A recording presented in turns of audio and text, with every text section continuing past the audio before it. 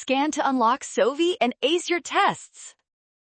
Part A. Aquaporins facilitate the movement of polar molecules across the membrane, allowing for a much faster rate of transport than simple diffusion alone. Part B.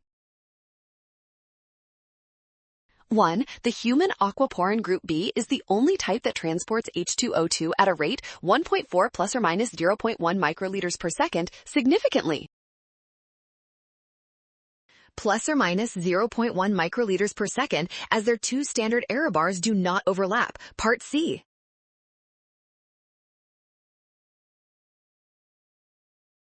Seconds, the volume transported is 270 microliters for group A and 510 microliters for group C, 1.7 microliters per second times 300 seconds, giving a...